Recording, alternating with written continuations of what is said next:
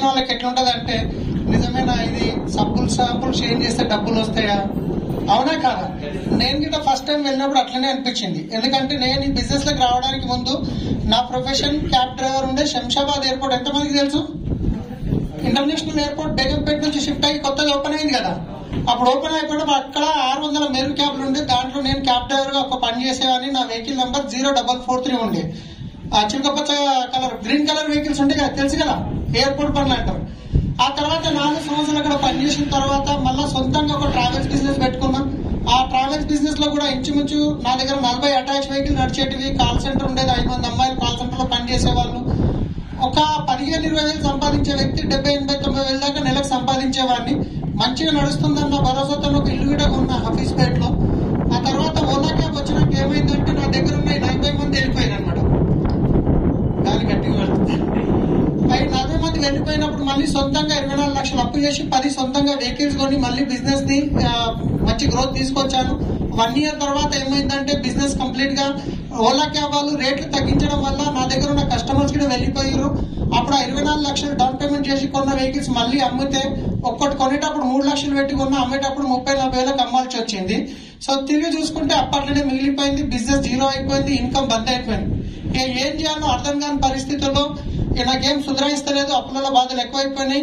అప్పుడు వెస్టిజ్ గురించి అరుణా కుమారి మేడం అని చెప్పి వాళ్ళ దగ్గర నేను అంబాసిడర్ కార్ ఉండే బీడిఎల్ టౌన్షిప్ లో వాళ్ళ అన్న దగ్గర చేస్తుంటే ఆమె నాకు బిజినెస్ గురించి ఫోన్ చేసి బిజినెస్ గురించి చెప్పింది అనమాట. అంటే ఒకసారి ఇంటికి రా, నువ్వు ఫ్యామిలీని తీసుకొని పిల్లలు తీసుకొని రా, చాలా రోజులు అయింది అని చెప్తే నేను బిజినెస్ అంటే కానీ మనకు బిజినెస్ అంటే ఆల్రెడీ మన మైండ్ ఆఫ్ అయి ఉన్నది.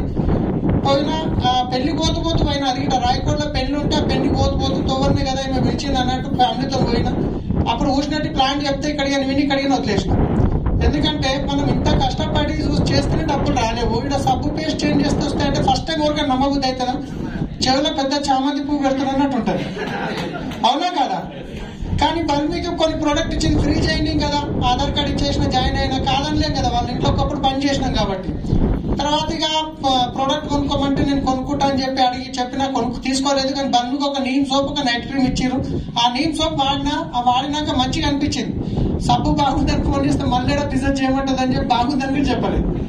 కానీ 2 రోజుల తర్వాత మా గ్రేట్ అప్లైన్ కుల్కర్ని సార్ తీసుకొని మళ్ళీ టోలిషాకు పోతూ మళ్ళీ ఇంటికి వచ్చి ప్లాన్ చెప్పారు. మళ్ళీ అర్థం చేసుకున్నా, ప్రోడక్ట్ కొన్నా ఏడైనా కొనేదే కదా.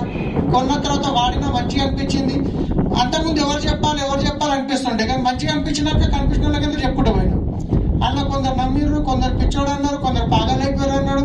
కొందరు ఏమన్నారంటే అన్ని బాగున్నాయి, మీ బిజినెస్ లో పాపడాలు ఉంటే బాగుండేది అన్నారు. ఆ పాపడాలు అడిగిన వాళ్ళు ఇప్పటికీ పాపడాల గురించి చూసుకుంటూ కూర్చున్నారు. నా ఇన్కమ్ 10.5 లక్షలు వస్తుంది. సో దీనికి అట్లనే అవుతుంది. ఈ రోజు మనం చూసినాము, భరోసా వచ్చింది. ఏముంది, సబ్బు పేస్ట్ కదా, నాకు ఎంతో మంది చెప్తా అని చెప్పి ఇంటికి పోతాం. పోయినాక ఎవరు ఇప్పుడు మీరు కొత్తగా వచ్చిన వాళ్ళు నాకు తెలిసి కొందరు ఫుల్ ఎక్సైటెడ్ ఉన్నారు.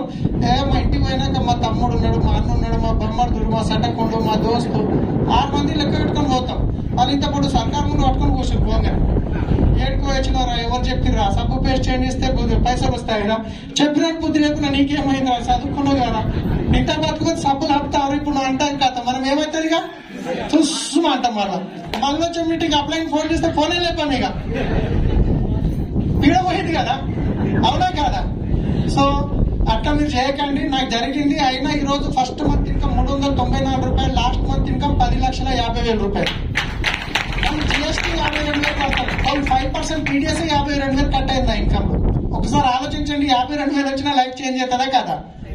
సో నమ్మితే సొమ్ము, నమ్మకుంటే దుమ్మండి. బిజినెస్ ఏం లేదు, ఏం చేసేది ఉంది, మందిని ఉంచేది ఉందా, ఎవరి మీద చేయబెట్టి డబ్బులు తీసుకోందా?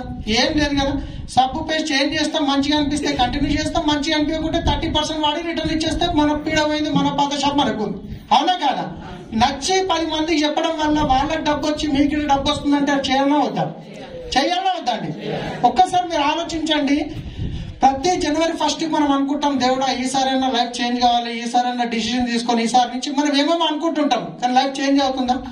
ఎందుకు కాదంటే మనం చేస్తున్న పని చేసుకుంటా మనం వేరే ఇన్కమ్ గురించి ఆలోచిస్తున్నాం, అవునా కదా? గిన్నెలో జొన్నలేసి కింద గోధుమ పిండి రమ్మంటే వస్తుందా? మనం ఏ పని చేస్తున్నామో అదే పని చేస్తే ఏ ఇన్కమ్ రావాలో అదే ఇన్కమ్ వస్తుంది. లైఫ్ చేంజ్ అవుతుందా? అవునా కదా? ఇప్పుడు మనం ఏమో ముంబై పోవాలనుకుంటాం, కానీ మనం విజయవాడ బస్సు ఎక్కుతాం, పోతామా? మనం ముంబై పోవాలనుకున్నప్పుడు ముంబై బస్ ఎక్కాలి. మన లైఫ్ లో చేంజ్ కావాలి, వస్తున్న ఇన్కమ్ సరిపోనప్పుడు ఎక్స్ట్రా కావాలంటే ఖచ్చితంగా మన పనిని చేంజ్ చేయాల్సి వస్తుంది. ఆ పని చేంజ్ చేసినప్పుడే ఖచ్చితంగా మీకు రిజల్ట్స్ డిఫరెంట్ ఉంటాయి, ఇన్కమ్ డిఫరెంట్ ఉంటుంది. డిసిషన్ తీసుకొని పని చేయండి. 2 years కమిట్మెంట్ తీసుకోండి. 2 సంవత్సరాలు చాలు. 2 సంవత్సరాలు మీరు గడిచిన 5 years లో మన లైఫ్ పెద్దగా మనకు చేంజ్ అయిందా? వచ్చే 5 సంవత్సరాలు చేంజ్ అయ్యే అవకాశం ఉందా? లేదు.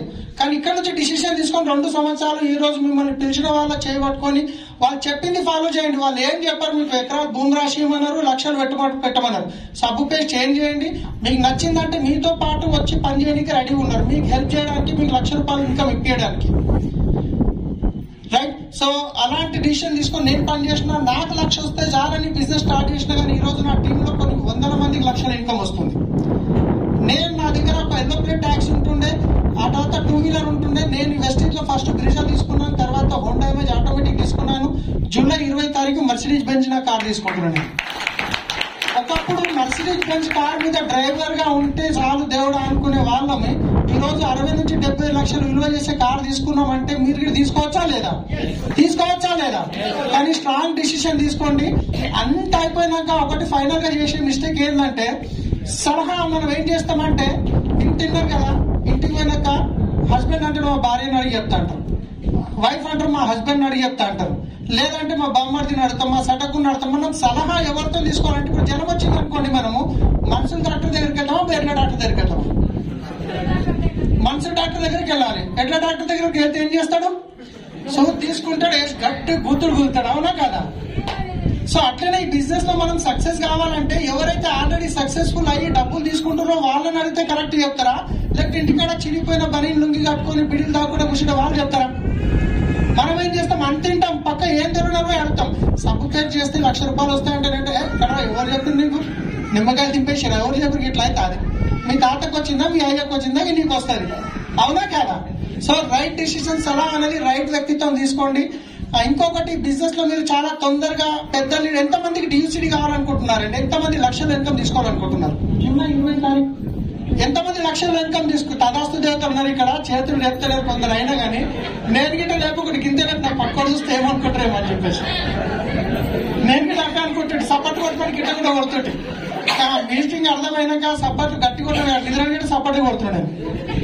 రైట్. సో 2 విషయాలు చెప్తానండి. బిజినెస్ ఎదుగుతున్న టైంలో, ఇప్పుడు బిజినెస్ హైదరాబాద్ తెలంగాణలో దుమ్ము లేస్తుంది. ఎందుకంటే మొత్తం ఇండియాలో చూస్తే తెలంగాణ నెంబర్ 1 స్టేట్ లో ఉంది బిజినెస్ లో.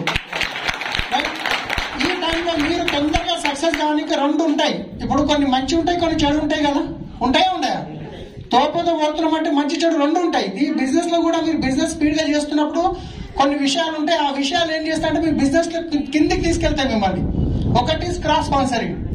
ఇప్పుడు ఎగ్జాంపుల్, మెరాజ్ భాయ్ ఉన్నాడు, ఆయన ఒకరికి పోయి ప్లాన్ చెప్పిండు, బిజినెస్ స్టార్ట్ చేసిండు, వాళ్ళ డాడీకి పోయి చెప్పొచ్చాడు.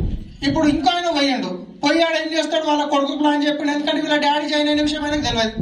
చెప్పిండు, అంతా అయిపోయినాక వీళ్ళ డాడీ అంటాడు ఆల్రెడీ జాయిన్ అయిందంటే, అప్పుడు ఏమంటారు, ఏం కాదు, ఆయనకి నీకు నువ్వు జాయిన్ కాదు, లేకపోతే భార్య ఉంటే భర్త పేరు మీద, భర్త ఉంటే భార్య పేరు మీద, కొడుకుంటే ఇట్లా చేసినాం అనుకోండి.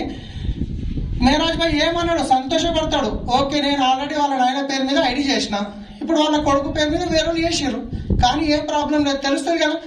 రేపు వాళ్ళ కొడుకు పేరు మీద పెద్ద బిజినెస్ వచ్చినాక మెరాజ్ భాయ్ ఏం చేస్తారు, ఒక మెయిల్ పెడతారు కంపెనీకి, సార్ నేను వాళ్ళ అయ్యను జాయిన్ చేసిన, మళ్ళీ నా కొడుకు జాయిన్ చేసిన అంటే ఆ టీం మొత్తం మెరాజ్ భాయ్ కిందకి వస్తుంది. అప్పుడు ఎవరికి నష్టం? మీ కష్టమే వృధా అయింది కదా. ఒకసారి జాయిన్ అయ్యారంటే 2వ ఐడి చేయకండి. ఒకవేళ చేస్తారు, ఎవరు చూస్తారు అంటే పైన భగవంతుడు చూస్తాడు. మనం ఒకరిని గుంజుకుంటే మన కిందకి 10 మందిని గుంజుకోపోతారు. అవునా కాదా? కాబట్టి ఈ మిస్టేక్ చేయకండి. ఒకసారి జాయిన్ అయితే 2వ ఐడి చేయకండి. కొడుకుంటే తండ్రి పేరు మీద, తండ్రి ఉంటే భార్య పేరు మీద, అట్లా చేయకండి. అది రాంగ్. అది తెలియక జరుగుతుంటే కనుక జాయిన్ అయిందంటే వదిలేసేయండి. మీ ఆయనతో మాట్లాడుకో, నాకు మస్తు మందురు అని చెప్పేసి. ఆయన ఒక్క ఆయన లేడు కదా. అవునా కాదా? 2వది వచ్చేసి, బాన్సువాడలో స్టోర్ లేకుంటే స్టోర్ వచ్చింది, సంతోషమా కాదా? ఇప్పుడు బాన్సువాడకి లీడర్స్ వచ్చి మీటింగ్ చేస్తున్నారంటే సంతోషమా కాదా? బాన్సువాడ కాకుండా హైదరాబాద్ పోతే బాగుంటుంది. ప్రతి వారం మన దగ్గరికి స్టోర్ వచ్చింది, మన దగ్గరికి మీటింగ్ వచ్చింది, మన దగ్గరికి లీడర్స్ వస్తున్నప్పుడు ఈ మీటింగ్ ని పెద్ద చేసుకుంటే బాగుంటుందా, చిన్న చేస్తే బాగుంటుందా? చేయకుంటే బాగుంటుందా? పెద్ద చేసుకుంటే బాగుంటుంది కదా. సో దాని గురించి మనం ఇక్కడ ఏడ హాల్ చూసినా కానీ ఎంత కాదన్నా 50 నుంచి 100 రూపాయలు టికెట్ పెట్టాల్సి వస్తుంది. 2వది, మరి ఏ హాల్లో మీటింగ్ చేసినా ఆడికించి మళ్ళీ స్టోర్ దగ్గర రావాలంటే ప్రొడక్ట్ తీసుకోవడానికి కొందరు రావచ్చు, కొందరు రాకపోవచ్చు. కాబట్టి ఇక్కడ మన సార్కి ఒకసారి వెంకట్ సార్కి గట్టిగా గ్రేట్ క్లాప్స్ ఇద్దాం. సార్ ఏం చేసినట్టే ఈ ఇంటి ఓనర్తో దీనికి సంవత్సరానికి లీజ్ మాట్లాడుకున్నారు, మేము చెప్పినాము. తర్వాత వచ్చేసి సార్ మొన్న 30,000 రూపాయలు ఖర్చు పెట్టి కుర్చీలు తీసుకొచ్చిర్రు, ఈ కార్పెట్ తీసుకొచ్చిర్రు. ఇది ఏం చేస్తున్నాం అంటే 30 రూపాయలు టికెట్ పెడుతున్నాము. దీంట్లో కొందరు కోర్ లీడర్స్ ఉంటారు, ఇక్కడ ఉన్న లోకల్ లీడర్స్ ఈ 5-6 మంది ఉంటారు. ఈ వారానికి ఎన్ని టికెట్స్ వచ్చినాయి, ఎంత అమౌంట్ వచ్చింది, ఇవన్నీ టోటల్ చేసి ఈయన పెట్టిన ఖర్చు వెళ్ళిపోయిన తర్వాత ఇప్పుడు ఆయనకి రావాలన్నా వద్దాం. సో దాని గురించి మీరందరూ సహకరించాలి. నాకు తెలిసి చాలా మంది టికెట్ తీసుకోలేరు. ఒకటి పొరపాటు ఏంటంటే కూర్చుంటే ఎవరైనా తీసుకుంటారు, కూర్చుంటే లేరు, టికెట్ ఉంటే ఎవరైనా తీసుకుంటారు.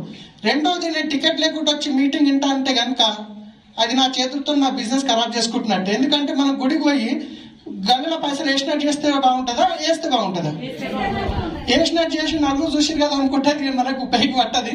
సో కాబట్టి నెక్స్ట్ వీక్ నుంచి సార్ ఏం చేస్తారంటే ఇక్కడ ఈ టెంట్ హౌస్ లో దొరికే ఉంటాయి, సైడ్ వాల్స్ ఉంటాయి కదా, ఈ మొత్తం తీసుకొస్తారు, కొనుక్కొస్తారు. ఇక్కడ ఇది గిట్ట కూడా కడతారు. టికెట్ తీసుకునే వ్యక్తి అక్కడ కూర్చుంటారు, ఒక స్టాంప్ ఉంటుంది, టికెట్ తీసుకుని స్టాంప్ వేసుకొని లోపల రావాలి. అట్లా చేయడం వల్ల ఏమంటే ఇంకా ఈ మీటింగ్ ఇక్కడ నుంచి ఇంకా పెద్ద మీటింగ్ చేసే అవకాశం ఉంటుంది. లేదు అంటే ఇప్పుడు చూడడానికి 100 మంది ఉన్నారు కానీ 36 మంది టికెట్ తీసుకోరు. బుక్ చూపించండి సార్, టికెట్